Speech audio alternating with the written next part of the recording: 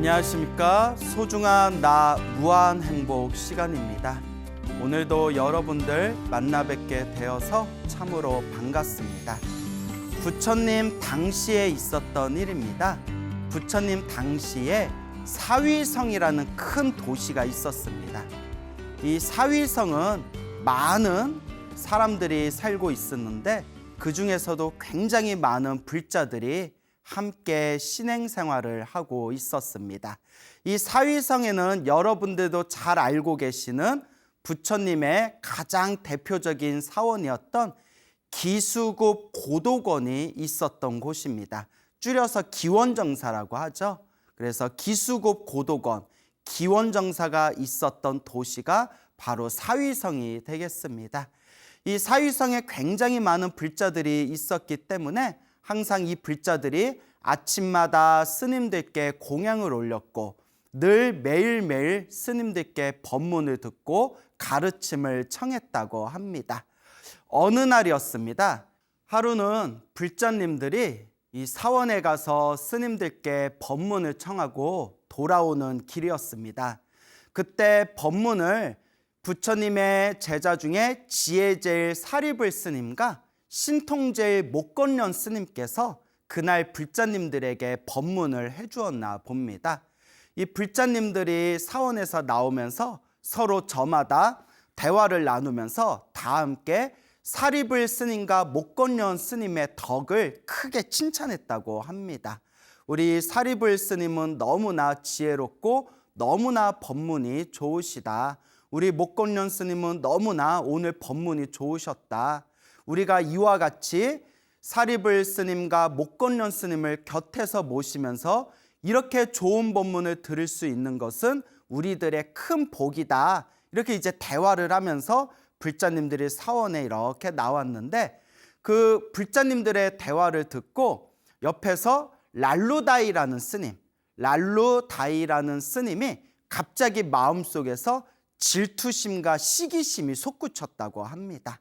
그 마음속에서 질투심이 갑자기 폭발하면서 이제 랄루다이 스님이 신도들 앞에서 이렇게 이야기했다고 합니다.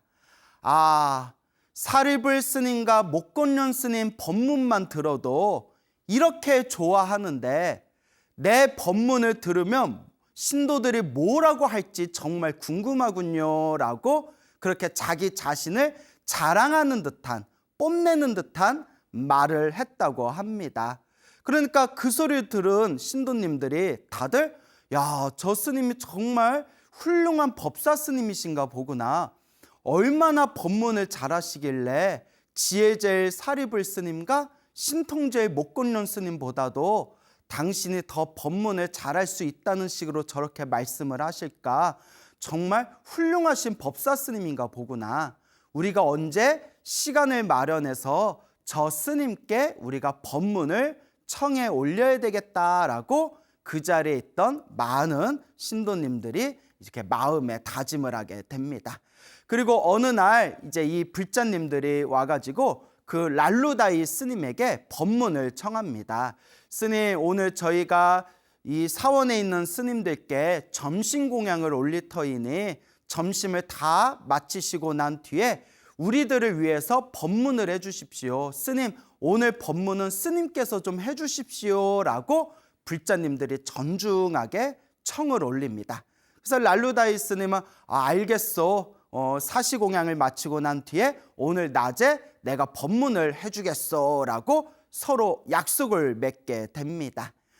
자, 그래서 스님들께 공양을 다 올리고 나서 점심 공양을 마치고 난 뒤에 이제 법당에 있는 법상에 랄루다이 스님을 모시고 난 뒤에 이제 신도님들이 모두 모여가지고 법문을 다 함께 듣게 되었습니다.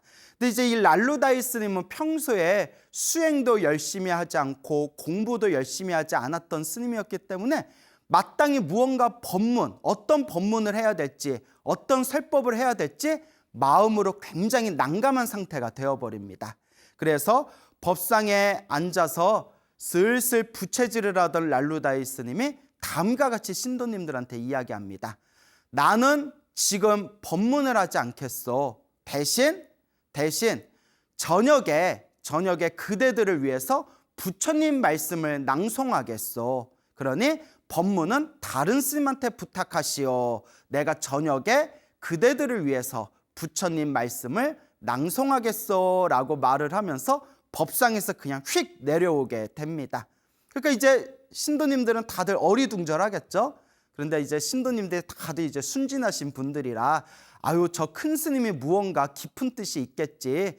그러면 법문은 다른 스님을 청해서 법문 듣고 저녁에 랄루다이 스님께 부처님 말씀 함께 우리 낭송하자. 그렇게 이제 이야기를 나누고 난 뒤에 그 자리에 법문을 다른 스님을 모셔서 법문을 듣게 됩니다.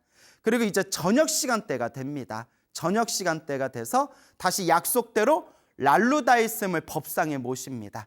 스님께서 낮에 법문은 지금 못하겠고 대신 저녁에 부처님 말씀을 낭송해 주겠다라고 하시지 않았습니까?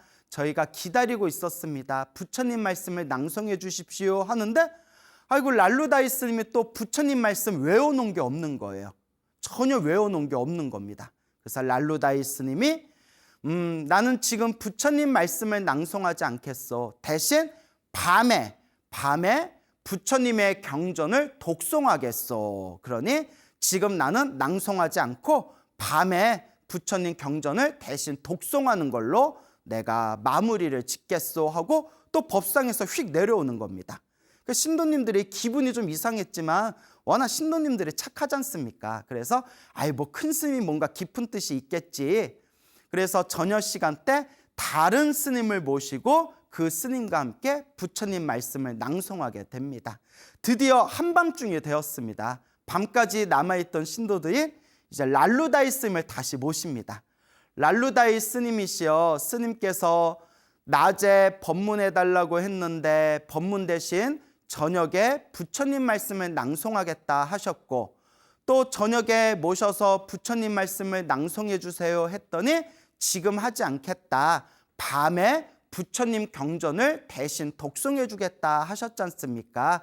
자, 스님, 지금이 밤이 되었습니다. 어서 부처님 경전을 독송해 주십시오 하니까 또 랄루다이 스님이 평소에 외워놓은 부처님의 경전이 없는 거예요.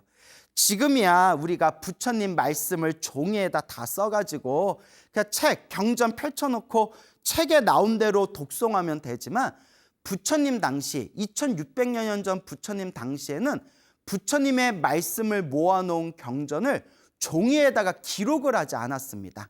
구전이라고 해서 입으로 다 암송해서 입으로 외운 것을 서로 전하고 전했고 그리고 부처님께서 세상을 떠나시고 난 뒤에 몇백 년이 지난 뒤에 비로소 부처님의 말씀, 경전을 종이에다가 이제 우리가 써놓고 부처님의 말씀을 책을 통해서 만나게 되는 것이지 부처님 당시에는 부처님의 경전이 종이에 있지를 않았어요.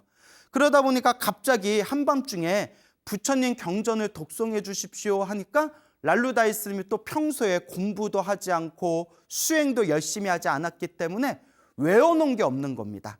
그래서 또 얼버무리다가 내가 내일 새벽에 해주겠소. 내일 새벽에 해주겠소 라고 또 이제 신도들에게 핑계를 댑니다. 근데 이 신도들이 이제 또 다들 기분이 이상하고 또 기분에 언짢은 마음이 들었지만 그래도 내일 새벽에는 정말 약속대로 법문을 해주든 부처님 말씀을 낭송해 주든 부처님 경전을 독송해 주든 무언가 해주겠지 하고 그 다음날 새벽에 다시 신도들이 모여서 랄루다이 스님을 청합니다. 그리고 새벽녘에 랄루다이 스님께 스님, 법문을 해주시든 낭송을 해주시든 독송을 해주시든 우리들에게 법을 설해 주십시오 라고 청을 올렸는데 그 새벽에도 랄루다이 스님이 또 이리저리 핑계를 대면서 뒤로 또 미뤘다고 합니다. 그때서야 자기들이 속았다는 그런 생각이 든 이 신도님들이 막 격분을 하면서 막 화를 내면서 랄루다이 스님에게 막 따지기 시작합니다. 아니 스님, 언제는 내가 사리불 스님이나 목건련 스님보다 더 법문을 잘한다는 식으로 말씀해 놓고 막상 법문을 요청했더니 법문은 다른 스님에게 부탁해라. 나는 부처님 말씀을 낭송해 주겠다. 부처님 말씀 낭송해 달라고 다시 부탁했더니 그 낭송도 다른 스님에게 부탁해라. 나는 대신 경전을 독송해 주겠다. 그리고 또 경전을 독송해 달라고 했더니 또 차일피일 핑계를 대면서 미루고 있는데 지금 우리를 속인 겁니까? 우리를 속이고 저 거룩한 사리불 스님과 목건련 스님을 내려 깐 겁니까? 이게 어떻게 된 겁니까? 스님 하면서 막 격분하면서 막 따지기 시작합니다. 그러니까 랄루다이 스님이 너무나 당황해가지고 신도들을 피해서 사원 밖으로 달려나가기 시작합니다. 이제 한마디로 도망가는 거죠. 막 달려가면서 도망을 가니까 이 화가 난 신도님들도 저 스님 잡아라, 저 스님 잡아라 하면서 막 뒤따랐다고 합니다. 뒤에서 신도들이 우르르르르 이렇게 자기를 쫓아오니까 랄루다이 스님이 그만 발을 헛디뎌서 사람들의 분뇨, 그러니까 사람들의 똥오줌을 모아놓은 분뇨 구덩이에 풍덩하고 빠져버렸다고 합니다. 그래서 랄루다이 스님이 분뇨 덩어리에 빠지고 나서야 신도들이 씩씩거리는 이 화를 가라앉히고 모두 다 집으로 돌아가게 됩니다. 어쨌거나 이 랄루다이 스님이 자기 잘난 척하고 사리불 스님을 우습게 보고 목건련 스님을 우습게 보고 그리고 질투와 시기심에 빠져서 사람들 앞에서 내가 사리불 스님보다 내가 목건련 스님보다 더 법문을 잘한다는 식으로 그런 뉘앙스로 자랑을 하다가 이렇게 수많은 사람들 앞에서 그렇게 똥구덩이에 빠져서 크나큰 망신을 당하게 됩니다. 그날 저녁에 젊은 비구 스님들이 모여가지고 이 이야기를 나눴다고 합니다. 오늘 랄루다이 스님이 이런 사건이 있어서 결국 분뇨 구덩이에 빠져가지고 사람들 앞에서 큰 망신을 당하게 되었다. 이게 웬일이냐, 이게 웬 꼴이냐 이러면서 서로 대화를 나누고 있었을 때 그때 부처님께서 지나가시다가 젊은 비구 스님들이 대화를 나누고 있는 그 모습을 보고 가까이 다가가셔서 부처님께서 다음과 같이 말씀하십니다. 비구들이여 지금 모여서 무슨 대화를 하고 있었는가? 그러니까 이 비구 스님들이 부처님께 절을 올리고 다음과 같이 아뢰입니다. 부처님, 오늘 랄루다이 스님이 신도들에게 법문을 청을 받게 되었는데 자신의 능력을 너무 과대평가하고 신도들에게 마치 자기가 사리불 스님과 목건련 스님보다 훨씬 더 법문을 잘한다, 훨씬 더 뛰어나다라는 식으로 신도님들을 속이다가 그만 화가 난 신도님들에게 쫓겨가지고 분뇨 구덩이에 빠져서 큰 망신을 당하게 되었습니다. 오늘 이런 사건들이 있었습니다, 부처님 하고 이제 석가모니 부처님께 사실대로 아뢰입니다. 그때 부처님께서 그 이야기를 들으시고 다음과 같이 말씀하십니다. 그대들이여 잘 듣거라. 랄루다이가 지금 오늘 분뇨 구덩이에 떨어지게 되었는데 그 분뇨 구덩이에 떨어진 게 이번 생만 그런 것이 아니었다.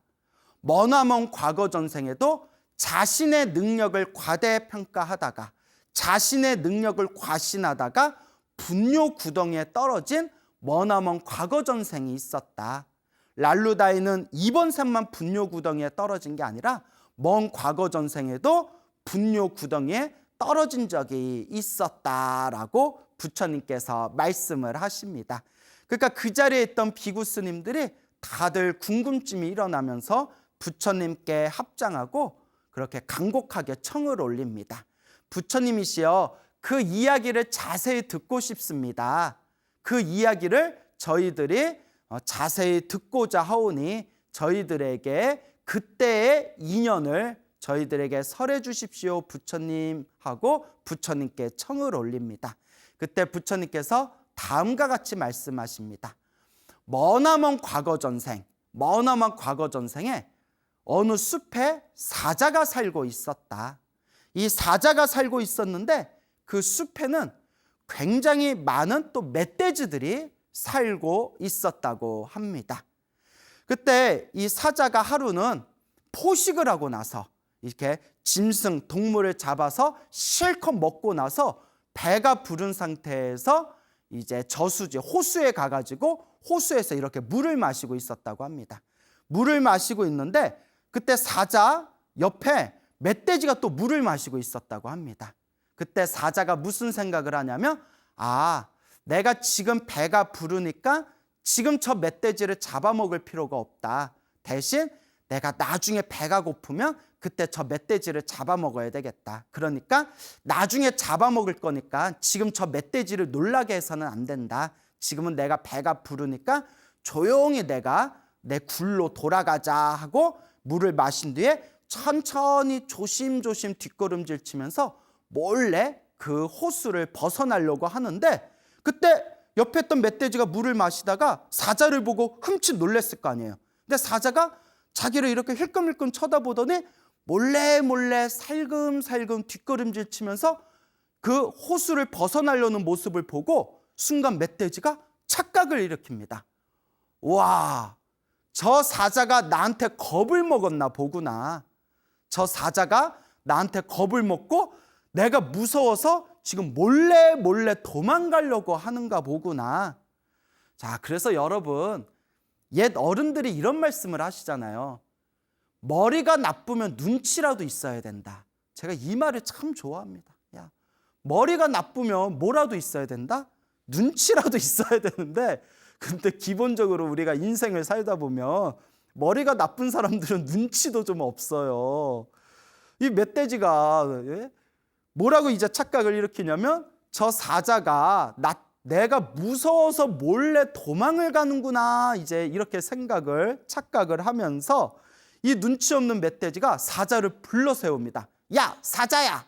하고 딱 불러 세워요. 그러면서 너 나를 보고 왜 그렇게 몰래 도망가냐? 우리 지금 이 자리에서 한판 붙자. 우리 한번 싸우자. 이러는 겁니다. 그 사자가 어이가 없지 않습니까? 멧돼지가 미쳤나? 뭐 이런 생각 들지 않겠어요? 그래서 사자가 자기는 배가 지금 너무 부르기 때문에 이제 싸울 의욕이 안 생기는 겁니다. 그래서 이제 멧돼지한테 그만두자. 나는 지금 배가 불러서 별로 싸우고 싶은 의욕이 안 생긴다. 그만하자. 그냥 물 마시고 너 가던 길로 가라. 괜히 나 심기 불편하게 하지 말고 어서 물 마시고 가던 길로 가. 근데 이제 멧돼지가 막 들이대는 겁니다. 한판 붙자니까 내가 무섭냐? 한판 붙어. 그러니까 사자가 참다 화가 나가지고, 그러면 일주일 후에 이 자리에 만나서 우리가 한번 싸워보자. 너 일주일 후에 꼭 이 자리에 나와야 된다 하고 사자와 멧돼지가 일주일 후에 서로 만나서 싸우기로 약속하고 헤어지게 됩니다. 그 만나서 한판 붙자, 이걸 요새 젊은 애들이 현피 뜬다라고 표현하더라고요. 혹시 불자님들 들어보셨습니까? 현피 뜬다라고 표현하는데 저도 무슨 말인지 모르다가 어떤 애가 가르쳐 주더라고요. 자, 현장에서 만나서 서로 한번 붙는 것을 현피 뜬다, 뭐 그렇게 표현하는 것 같더라고요. 그래서 일주일 후에 현피를 뜨기로 했습니다. 자, 어쨌거나 일주일 후에 서로 만나서 서로 붙기로, 싸움을 하기로 이제 약속을 하고 헤어지게 되었는데, 멧돼지가 자기 친구들한테 가가지고 막 자랑을 하는 겁니다. 야야야야, 내 말 좀 들어봐. 대박 사건이야. 내가 일주일 후에 사자랑 한판 붙기로 했어. 오늘 호수에서 물을 마시는데 사자가 나를 보더니 겁을 먹어가지고 슬금슬금 도망가더라고. 그래서 내가 지금 당장 한판 싸우자 했더니 사자가 겁을 먹어가지고 일주일 후에 싸우자라고 그렇게 이야기를 하길래, 일주일 후에 내가 사자랑 싸우기로 했어. 그러니까 너희들도 구경 와서 나를 응원해줘 하니까 그 옆에 있던 친구 멧돼지들이 놀래가지고, 미쳤구나. 드디어 네가 미쳤구나. 사자가 얼마나 용맹하고 얼마나 날카롭고 얼마나 흉폭한 짐승인데 네가 어떻게 사자를 이기겠다는 거야? 그렇게 친구 말을 듣고 나서야 이제 현실로 돌아온 거예요. 자신의 착각이 사라지고 현실로 돌아오면서, 어떡하지? 일주일 후에 사자하고 싸우기로 했는데 어떡하지? 자, 그때 친구들이 이제 방법을 가르쳐 줍니다. 방법이 있다. 남은 일주일 동안 저기에 사람들이 똥오줌을 모아놓은 구덩이에 가가지고 저기 똥오줌 속에서 일주일 동안 몸을 뒹굴어라. 몸을 뒹굴고 난 뒤에 사자를 만나기로 한 그날 아침에 몸을 바싹 말리고 난 뒤에 사자와 일주일 후에 만나는데 바람이 솔솔 부는 곳에 서 있어라. 그러면 들어와서라도 네가 살아남을 수가 있을 것이다 라고 친구들이 꾀를 내어줍니다. 그래서 멧돼지가 친구들 말대로 일주일 동안 그 똥오줌을 모아놓은 분뇨 구덩이에 가가지고 일주일 동안 몸을 뒹굽니다. 시간이 날 때마다 몸을 뒹구니까 털 틈새 하나하나에 그 분뇨들이 다 달라붙지 않았겠습니까? 말하면서도 더럽네요. 그리고 일주일이 지난 뒤에 사자를 만나기로 한 날에 이제 그 약속 장소에 가가지고 바람이 솔솔 부는 위치에서 가만히 서서 사자를 기다렸답니다. 그래서 일주일이 지나고 그 약속 장소에 이제 사자가 딱 나타났는데 어디서 냄새가 구리구리한 거예요. 구리구리한 냄새가 자꾸 나니까 사자가 이게 뭔 냄새인가 하다가 멧돼지 몸에서 바람이 불 때마다 멧돼지 몸에서 막 그 변 냄새들이 막 밀려오는 거예요. 사자가 놀래가지고 저 새끼 왜 이렇게 더러워? 진짜 왜 저렇게 더러워?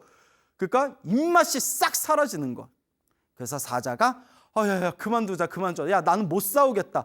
네가 너무 더러워서 못 싸우겠다 하고 이제 사자가 자리를 피하려고 하는데 멧돼지가 그래도 정신을 못 차리고 사자야 어디 가느냐? 내가 무서워서 도망가느냐? 어서 한판 붙자 이러는 거예요. 그래서 사자가 깨서 됐다 나중에 붙자 하는데 멧돼지가 자꾸 들이대면서 내가 무섭냐? 내가 무서워서 도망가냐? 왜 자꾸 도망가냐 하니까 사자가 너무 더러우니까 그냥 정내미가 떨어져서 사자가 하는 말이 그래 네가 이겼다. 네가 이겼으니까 너 하고 싶은 대로 살아라. 내 더러워서 너랑 상종을 못하겠다 하고 사자는 결국 그 자리를 피했다고 합니다. 부처님께서 이와 같이 먼 과거 전생의 이야기를 들려주시면서 비구 스님들께 다음과 같이 말씀하십니다. 그대들이여 잘 듣거라. 그때 그 사자, 그 숲의 왕이었던 그 사자가 이번 생에 바로 사리불 스님이고 그 사자에게 도전을 했다가 겁을 먹고 그 분뇨구덩이에서 일주일 동안 그 똥오줌을 묻혔던 그 멧돼지가 바로 이번 생에 누구였을까요? 다들 눈치채셨죠? 바로 랄루다이였다.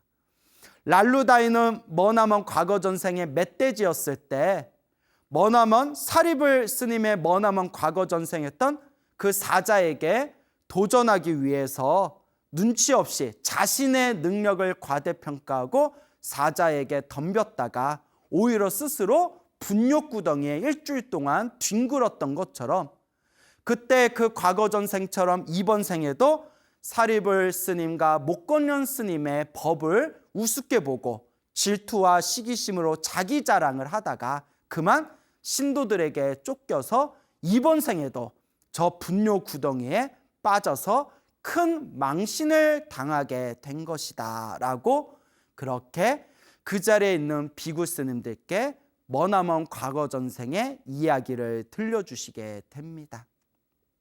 그러면서 부처님께서는 말씀하십니다. 수행자는 모름지기 끊임없이 매일매일 수행을 해야 되고 항상 경전을 외워야 된다. 항상 자기 자신의 수행을 위해서 노력해야 되고 항상 부처님의 말씀을 가까이 해야 된다. 만약 그와 같이 살지 않는다면 그 사람은 진정한 수행자라 할 수 없다라고 부처님께서 법문을 하십니다. 그리고 부처님께서 마지막에 그 자리에 있는 대중 스님들을 위해서 다음과 같은 개송을 설하십니다. 집은 잘 가꾸지 않으면 허물어지듯이 경전은 자꾸 외우지 않는다면 가치가 없다네. 게으르면 몸이 추해지듯이 늘 깨어있지 않는다면 마음은 더러움에 물들어 버리네. 늘 깨어있지 않다면 마음은 더러움에 물들어 버립니다.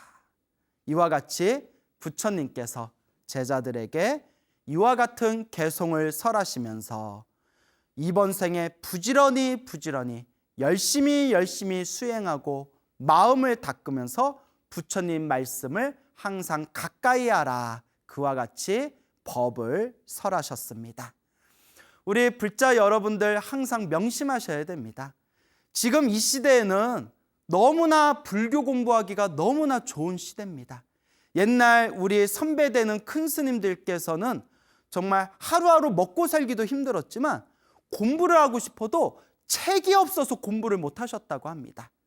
공부를 하고 싶어도 경전이 없어서 공부를 못 하셨다고 합니다.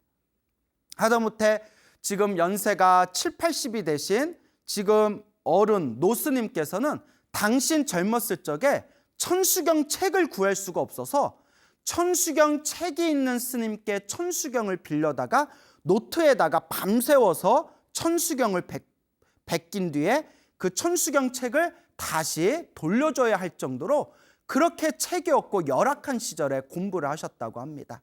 근데 지금은 얼마나 부처님 경전을 쉽게 구할 수가 있습니까? 얼마든지 부처님 말씀을 쉽게 구할 수가 있고, 저 불교 전문 서점에 가면 얼마든지 옛날 큰 스님들조차 보기 어려웠던 그런 부처님 경전도 지금은 우리가 쉽게 찾아볼 수가 있습니다. 하다못해 인터넷에서 부처님 경전을 공짜로 얼마든지 볼 수가 있는 시대입니다. 우리가 이렇게 좋은 시대에 살고 있는데 과연 우리 불자 여러분들은 얼만큼 공부를 하고 있고 얼만큼 부처님의 경전을 가까이 하고 있습니까? 늘 자기 자신을 반성하고 늘 자기 자신을 바라보면서 늘 깨어있는 채 부처님의 말씀을 가까이 하며 수행할 수 있도록 우리는 노력해야 됩니다. 우리 주변에 보면 공부 좀 조금 한 것 같고 굉장히 잘난 척을 하면서 아상과 아집에 빠진 사람들이 많습니다. 저도 저 스스로 나도 그런 아상과 아집에 빠져 있는 것은 아닌가 항상 굉장히 많이 반성을 하고 있습니다. 근데 우리 주변에 보면 너무나 쉽게 부처님의 경전을 누구나 쉽게 읽고 보고 배울 수 있다 보니까 마음이 충분히 닦이진 않은 상태에서 머릿속에 지식만 늘어나다 보면 그 지식에 함몰돼서 내가 마치 굉장히 크게 공부가 된 것 같은 자신의 아르마리와 자신의 아상과 자신의 아집에 빠질 때가 있습니다. 저도 불교대학에서 많은 분들에게 강의를 하면서 또 이런저런 수많은 분들을 만나보다 보니까 알게 모르게 그런 자신만의 아상과 아집에 빠져서 더 공부해야 되는데도 불구하고 마치 자기가 공부가 많이 된 것 같이 착각에 빠진 그런 분들을 실제로 제법 만나본 적이 있습니다. 그냥 뭐 중생들이 다 그렇죠. 뭐 저라고 잘났겠습니까? 또 뭐 그분들이라고 뭐 또 자기가 그러고 싶어서 그러겠습니까? 다 알게 모르게 쌓여있는 이 중생의 업보와 중생의 업장이 자꾸 우리의 마음을 번뇌와 망상으로 뒤흔드는 것이다. 항상 저는 이 번뇌와 망상 때문에 우리가 이 엇나가는 길, 그런 삿된 길 혹은 그런 잘못된 길에 빠지지 않도록 늘 깨어 있어야 된다라고 늘 사람들에게 말씀을 드립니다. 물론 이렇게 말씀을 드리지만 저 역시도 많이 부족하다는 걸 알고 있습니다. 자, 이렇게 이 말법 시대라서 그런지 몰라도 좀 불교 공부 조금 한 것 같고 좀 명상이나 참선 수행 조금 한 것 같고 혹은 기도하다가 잠깐 맛본 것 같고 자기가 굉장히 수행이 많이 된 것처럼 공부가 많이 된 것처럼 착각하시는 분들이 제법 있는데 항상 늘 깨어있는 마음으로 우리가 완전한 부처님, 지혜와 자비를 갖추신 완전한 성불의 경지, 그 경지에 이르길 때까지 우리가 항상 스스로의 마음을 잘 다스리고 우리의 마음을 잘 조율해야 됩니다. 옛적에 어느 큰 사찰이 있었습니다. 그 사찰은 학인 스님들이 모여가지고 젊은 학인 스님들이 모여서 경전을 공부하는 큰 사찰이었습니다. 그 경전 공부하는 큰 사찰이다 보니까 그곳에 있는 그 학인들을 가르치는 큰 스님께서 항상 한 달에 2번 초하루 그리고 보름 때마다 법상에 올라서 신도들에게 항상 이렇게 좋은 설법을 해주셨다고 합니다. 이 큰 스님의 설법을 듣기 위해서 항상 초하루 법문과 보름 법문 때마다 그렇게 사방에 있는 수많은 신도분들이 그 사찰에 모여서 큰 스님께 법문을 들었다고 합니다. 근데 큰 스님께서 이렇게 법문을 하다 보면 신도들이 다 함께 스님의 법문 너무 좋습니다. 저희가 마음에 되새기면서 열심히 이렇게 복과 선업과 공덕을 지으면서 마음을 닦겠습니다. 이렇게 좋은 마음 일으키는 분들도 있지만 인생 살다 보면 어디든가 꼭 삐딱한 사람들이 있어요. 꼭 말 한마디를 하더라도 삐딱한 사람들이 있고 또 정신적으로 항상 모든 걸 부정적으로 보고 무언가 삐딱하게 그런 사고방식으로 살아가는 분들이 있습니다. 실제로 주변에 있는 신도분들이 하시는 이야기가 직장 생활을 하거나 무슨 모임 같은 데 가면 꼭 사람이 많은 곳에는 그렇게 꼭 삐딱한 사람들이 있대요.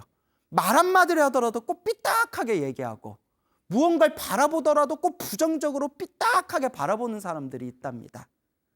혹시 찔리는 분들 계시지 않습니까? 항상 우리가 좋은 마음, 긍정적인 마음을 일으키도록 노력해야 됩니다. 부처님 가르침의 핵심이 무엇입니까? 지혜와 자비요 모든 중생이 부처라는 이 우주 최고의 긍정의 가르침이 바로 부처님의 법 아닙니까? 그런데 부처님의 가르침을 오랫동안 공부하면서도 항상 마음이 삐딱하게 세상을 바라보고 사람을 바라보고 말 한마디를 하더라도 꼭 삐딱하게 말하는 사람들이 있더라. 꼭 인터넷에 댓글을 올리더라도 꼭 삐딱하게 꼭 글을 쓰는 분들이 있더라. 그것도 업습입니다. 업의 습관. 자기가 수없는 과거 전생에서부터 그런 삐딱한 업의 습관들이 알게 모르게 쌓이게 된 거죠. 그런 것들을 부처님 법의 공부로 자꾸 밝고 환한 긍정적인 에너지로 바꾸셔야 됩니다. 주변 사람들한테 너 좀 사람이 삐딱해 라는 말 듣는 분들 계시다면 나한테 삐딱해 라고 이야기하는 사람한테 서운하다 하지 마시고 자꾸 웃는 습관, 미소 짓는 습관, 사람들한테 한마디 말을 하더라도 좀 좋은 이야기, 덕스러운 이야기 해주는 그런 습관을 자꾸 들이시기 바랍니다. 그러니까 어딜 가나 그렇게 좀 삐딱한 분들이 있지 않습니까?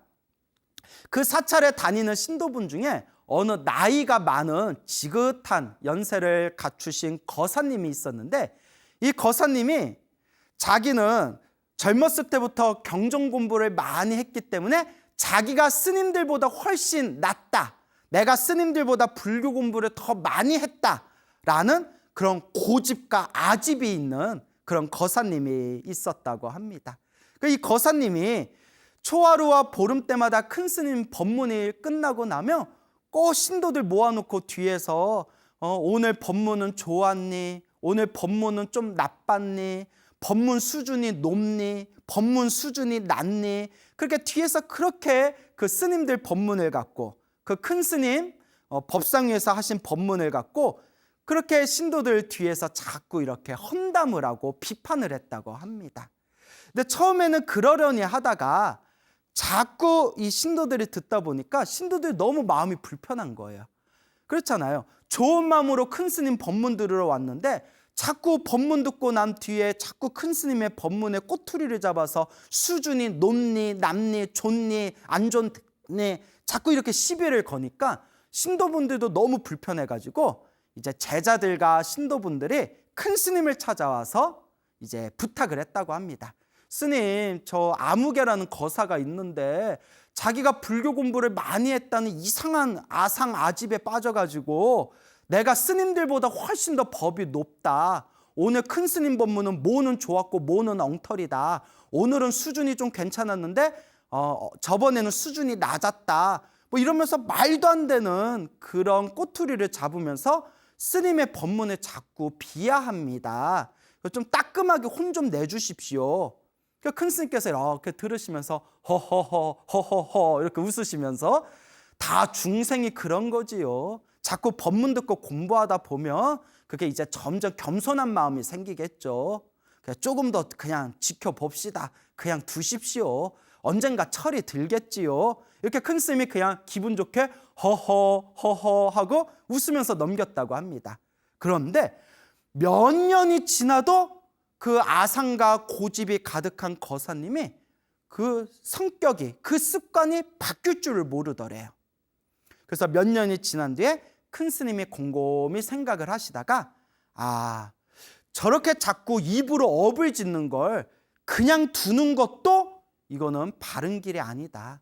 저 거사가 자꾸 입으로 구업, 입으로 업보를 지어가지고 저렇게 악업을 쌓게 하느니 내가 따끔하게 가르침을 좀 줘야 되겠구나 하고 이제 큰 스님께서 꾀를 내십니다.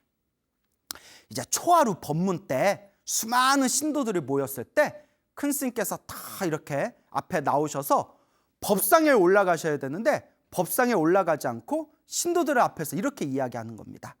여러분, 그동안 내 법문만 들어가지고 내 설법만 들어서 조금 지루하셨죠?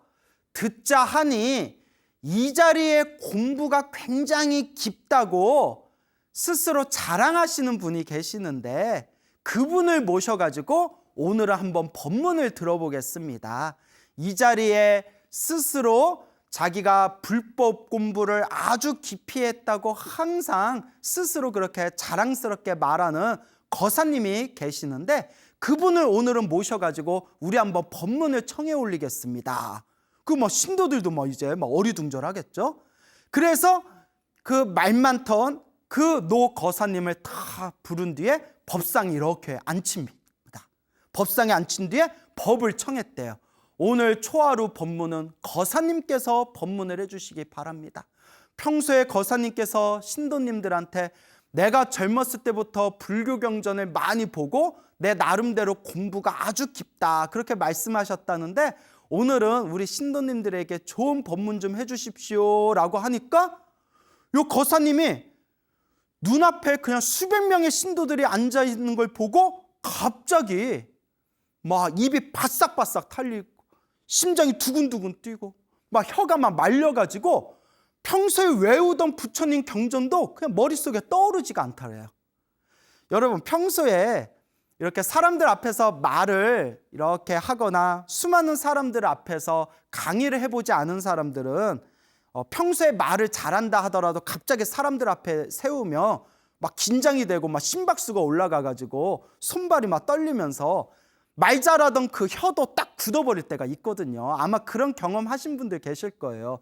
평소에 내가 말을 잘하는데 왜 이렇게 사람들 앞에서만 마이크 잡으면 왜 이렇게 말이 안 나올까? 근데 그 거사님이 그렇게 평소에 스님들, 법문가 스님들 강의를 갖고 이러쿵저러쿵 그렇게 낱말은 잘했는데 막상 수많은 신도들 앞에서 자 법문해 주십시오라고 했더니 혀가 말리고 입술이 바싹바싹 타고 동공이 흔들리고 심장이 뛰고 평소에 외우던 부처님 경전도 기억이 나지 않고 까마득하게 잊어버려서 그 자리에서 몇 마디 그냥 횡설수설 하다가 그 법상에서 그냥 뛰쳐내려왔다고 합니다. 그렇게 망신을 당한 그 거사님은 한동안 그 사찰에 보이지 않았다고 합니다. 여러분들 이걸 오해하시면 안 되는 게 큰 스님께서 절대 그 거사님을 창피 주기 위해서 망신 주기 위해서 벌였던 장난이 아닙니다. 그 거사님이 아주 따끔하게 한방망이를 내려주지 않으면 평생 죽을 때까지 입으로 무거운 업보를 지을까 봐 그런 안타까운 자비심의 마음으로 그와 같은 방편법을 쓰신 겁니다. 그래서 큰 스님께서 하루는 수많은 신도님들이 앉아 있을 때 다음과 같이 말씀하셨다고 합니다. 불자 여러분, 뒤에서 낱말하기는 쉬워도 앞에서 법문하기는 어려운 법입니다. 뒤에서 낱말하기는 쉬워도 앞에서 법문하기는 어렵습니다. 혹시 이 이야기를 듣고 마음에 와닿는 분들이 계십니까? 불교에서는 인간이 가지고 있는 가장 큰 번뇌 작용 중에 하나가 바로 질투, 시기라고 합니다. 우리 중생들은 굉장히 많은 질투심이 있죠. 그리고 이 랄루다이 스님도 사리불 스님과 목곤련 스님에 대한 질투심 때문에 자신의 능력을 과대평가하고 사람들한테 거짓으로 뽐내다가 분뇨 구덩이에 빠지는 큰 망신을 당하게 됩니다. 우리가 공부를 하면서 항상 낱말하기는 쉽습니다. 내가 혼자서 공부하면서 항상 다른 사람의 강의와 다른 사람의 법문을 평가하기는 쉽습니다. 예전에 어떤 제 선배 스님이 계셨는데 선배 스님한테 이렇게 사람들이 찾아와서 차 한 잔을 마셨답니다. 그때 사람들이 이제 선배 스님 앞에서 이제 제 이야기를 했답니다. 그 광우 스님이라고 있지 않습니까? 그 나이도 어려 보이고 그 공부를 얼마나 했다고 그렇게 불교 TV에 나오고 사람들 앞에 나와서 그렇게 법문하는지 잘 모르겠습니다. 그리고 하도 인기가 많다고 해서 들어봤더니 그거 광우 스님이 하는 법문도 수준이 엄청 낮더라고요. 그렇게 낮은 수준으로 법문해가지고 어떻게 불교를 하겠다는 건지 이해가 되질 않습니다. 이런 말씀을 하셨더라고요. 그때 선배 스님께서 가만히 차를 마시다가 이렇게 말씀하셨답니다. 네가 해봐. 야, 내가 궁금해서 그런데 얼마나 너희들 잘하는지 내가 궁금해서 그러는데 니들이 불교 TV 나가서 니들이 한번 해봐 라고 선배 스님께서 말씀하셨더니 그 자리에 있는 분들이 모두 말씀을 멈추고 침묵에 들어갔다고 합니다. 그래서 선배 스님께 제가 뭐 또 그렇게까지 말씀을 하셨어요 이렇게 말씀드린 적이 있습니다. 여러분, 뒤에서 낱말하기는 쉬워도 앞에서 법문하기는 정말 어렵습니다. 여러분들은 뒤에서 낱말하는 사람이 되겠습니까? 부처님의 법을 잘 공부해서 앞에서 법문하는 사람들이 되겠습니까? 이번 생 열심히 공부하고 수행해서 세세생생 널리 불법을 펼치는 그런 훌륭한 불제자가 되시기를 축원드리는 바입니다. 여러분, 행복해지고 싶습니까? 행복한 삶을 창조하고 싶습니까? 복을 지으십시오. 선업을 지으십시오. 공덕을 쌓으십시오. 복과 선업과 공덕의 힘이 여러분들을 진정한 행복의 길로 이끌어 줄 것입니다. 여기서 마치겠습니다. 여러분 성불하십시오.